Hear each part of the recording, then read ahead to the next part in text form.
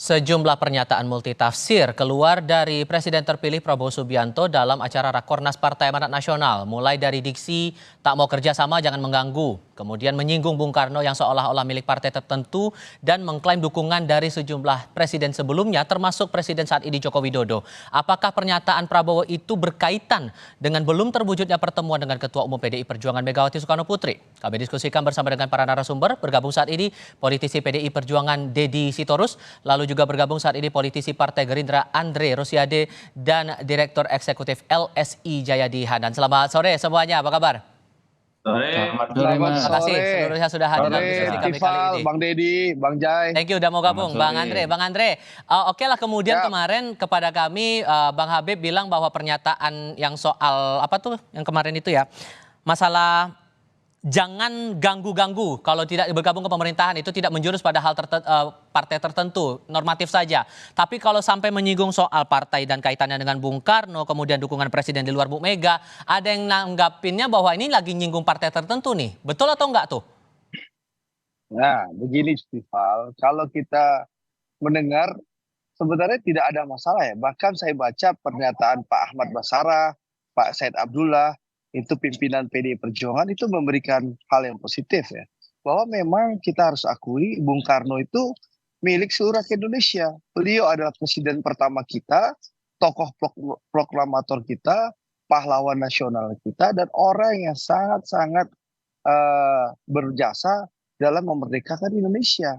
Sehingga pastinya memang Bung Karno milik kita semua, milik seluruh rakyat Indonesia, seluruh bangsa Indonesia. Jadi tidak ada masalah dengan pernyataan Pak Prabowo, dan saya baca pernyataan elit PDI Perjuangan juga tidak ada masalah. Saya bingung nih, tiba-tiba bikin acara beginian gitu loh.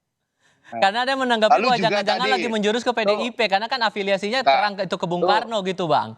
Itu satu. Yang kedua tadi, pernyataan Mas Ganjar tadi, video yang ditayangkan itu juga sangat bagus ya. Perlu kita apresiasi. Mas Ganjar sudah menerangkan dari A sampai Z itu tadi. Bagaimana peran pemerintah, peran yang di luar pemerintah, dan peran yang berada dalam pemerintah itu juga sangat bagus pernyataan Mas Ganjar yang tadi disampaikan. Bang Habibur Rahman juga sangat baik. Jadi memang Tifa, saya rasa setelah kontestasi yang panas ini, kita saatnya saling bekerja sama, menenangkan perasaan, ya bersatu padu untuk membangun Indonesia. Apakah nanti posisi ada di dalam pemerintahan atau di luar pemerintahan, dua-duanya punya peran yang penting, yang sangat baik bagi bangsa dan negara kita. Ini yang paling penting. Dan terus terang, saya ingin sampaikan, kerjasama Partai Gerindra dengan PDI Perjuangan, sama Bang Deddy Sitorus yang ganteng itu hubungannya sangat baik. Di parlemen kami sangat harmonis, ya. Meskipun kami dalam kontestasi pilpres berbeda pilihan, bertarung di pileg juga, coba tanya Bang Deddy itu. Kerjasama kami di parlemen, PDI Perjuangan dengan Gerindra sangat baik. Komunikasi pimpinan PDI, Mbak Puan Maharani, dan pimpinan Gerindra, Bang Sufmi Dasko, juga sangat baik dan harmonis. Jadi tidak ada masalah. Jadi kalau Kompas, saya ingin sampaikan, mari kita bikin acara yang sejuk-sejuk gitu loh.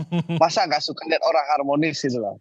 Gitu loh. Kalau gitu saya coba ke Bang Deddy. Bang Deddy, ada yang menilai bahwa jangan-jangan ini lagi nyinggung PDIP nih, karena sampai sekarang belum menyampaikan secara tegas begitu posisinya di pemerintahan setelah Pilpres ini. Anda merasa ini memang lagi nyinggung PDIP atau gimana, Bang?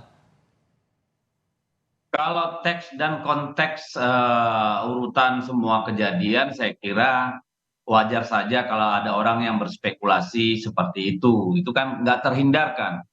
Maka sebenarnya saya sangat berharap kepada Presiden-elek kita, Pak Prabowo Subianto, mungkin sebaiknya mengurangi. Karena kan beliau saya dengar begitu berapi-api bagaimana membangun kerukunan, kerjasama, kolaborasi.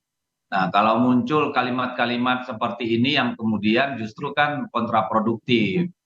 Jadi misalnya menurut saya, ya Pak Prabowo itu utang penjelasan apa yang dimaksud dengan mengganggu itu kan.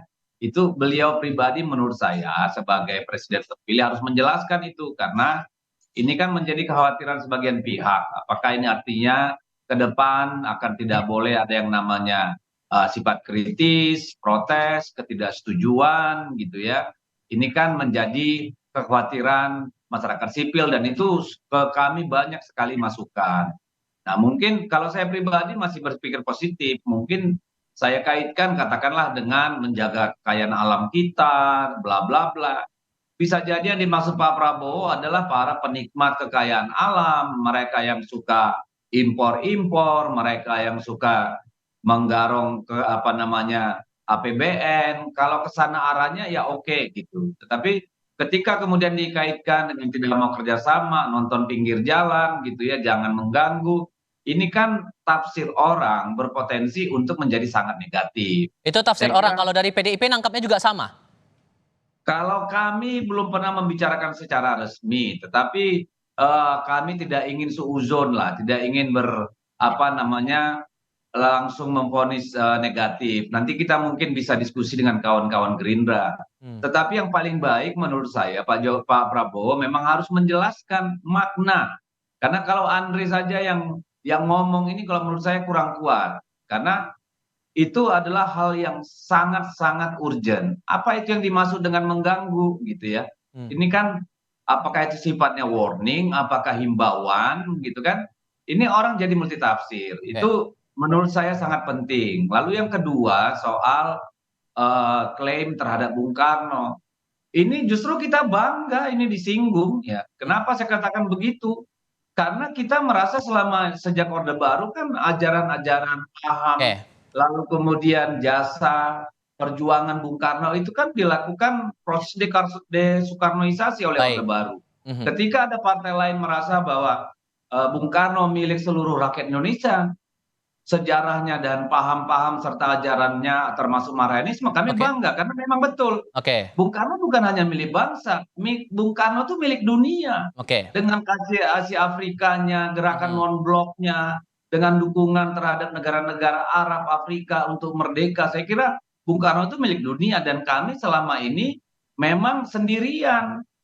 Tidak pernah kami Oke. mengklaim, bahkan Baik. Pancasila aja kita selalu menyebut Oke. Bung Karno adalah penggali. Gitu loh. Oke. Jadi PDI Perjuangan juga tidak pernah merasa melakukan klaim Mhm. tunggal terhadap Bung Karno. Oke. Oke, saya ke Mas Jayadi kalau gitu. Anda menangkapnya bahwa pernyataan Pak Prabowo dalam satu momen yang sama dengan 3 topik yang dirasa berbeda oleh banyak orang ini normatif saja atau ada maksud tertentu begitu Mas Jayadi? Iya, pidato itu kan konteksnya di acara Rakornas PAN, Rakornas Partai Politik kan. Satu. Yang kedua konteks lainnya adalah Pak Prabowo sebagai presiden terpilih sedang dalam masa transisi untuk menyiapkan pemerintahannya ketika nanti disumpah sebagai presiden kan gitu. Jadi kalau lihat konteks itu, maka yang ketiga dalam konteks itu salah satu upaya yang menonjol adalah upaya untuk menopang pemerintahan Pak Prabowo ke depan dengan koalisi atau kerjasama partai-partai gitu. Karena bagaimanapun kita tahu koalisi atau kerjasama partai-partai yang mendukung Prabowo di pemilu 2024 lalu kan dari segi hitung-hitungan kursi di DPR kan masih kurang. Ya. Ya, meskipun kan belum ada yang resmi menyatakan bergabung kan. Meskipun ada tanda-tanda dari Nasdem, PKB atau yang lainnya gitu. Jadi kalau kita kalau kita membaca pernyataan Pak Prabowo dalam konteks itu, maka tentu saja yang paling menonjol adalah itu berarti ditujukan kepada partai yang belum mau atau kira-kira memberi sinyal tidak mau menjadi bagian dari pemerintahan gitu. Kalau dikaitkan dengan rencana pertemuan antara Prabowo Mega, kemudian ada yang menilai jangan-jangan ini nyinggung yang belum ada perkembangannya sama sekali nih antara rencana pertemuan antara kedua tokoh ini. Itu masuk akal nggak? Ya masuk akal juga bisa aja. Tapi begini menurut saya pertama kerjasama atau koalisi atau berada di dalam pemerintahan atau di luar pemerintahan itu kan sama-sama kerjasama. Jadi berada di dalam pemerintahan itu bekerja sama kan gitu.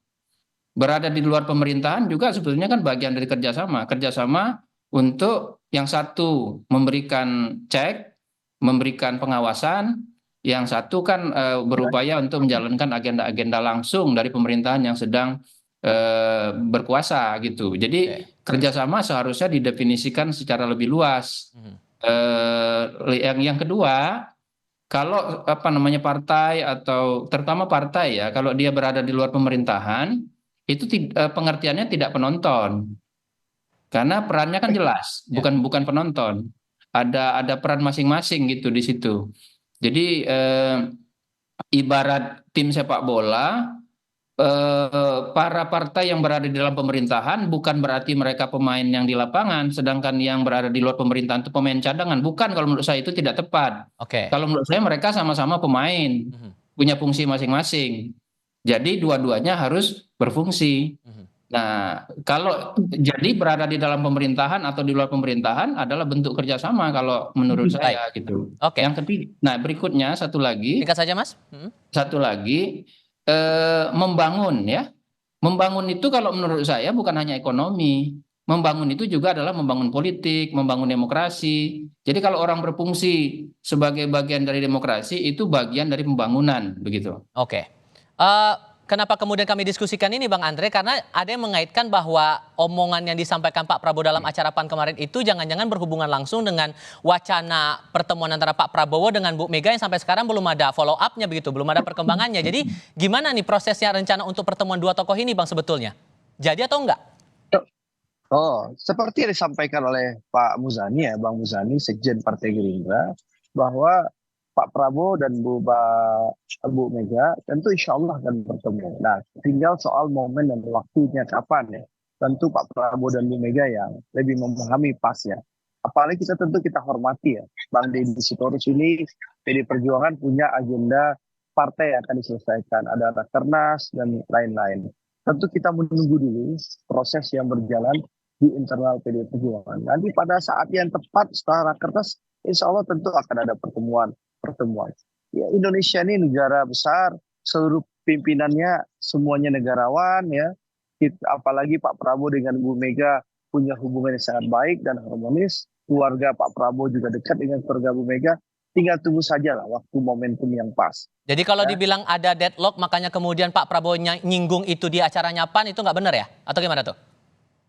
Nggak ada deadlock, komunikasi kami sangat baik. Sekali lagi, kerjasama kami di parlemen sudah sangat baik.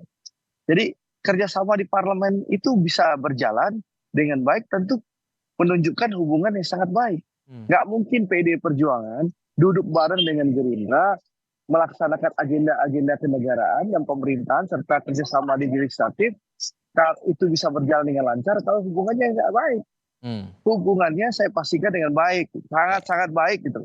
Gitu loh. Oke, kalau gitu saya confirm ke Bang Deddy, apakah kemudian ada faktor Jokowi nih yang membuat akhirnya pertemuan antara Bu Mega dengan Pak Prabowo ini masih belum kunjung berjalan, bahkan sebelumnya kan kita ingat juga Mbak Puan juga sempat ditugaskan begitu untuk bisa mengatur bagaimana pertemuan ini berjalan begitu Bang Deddy?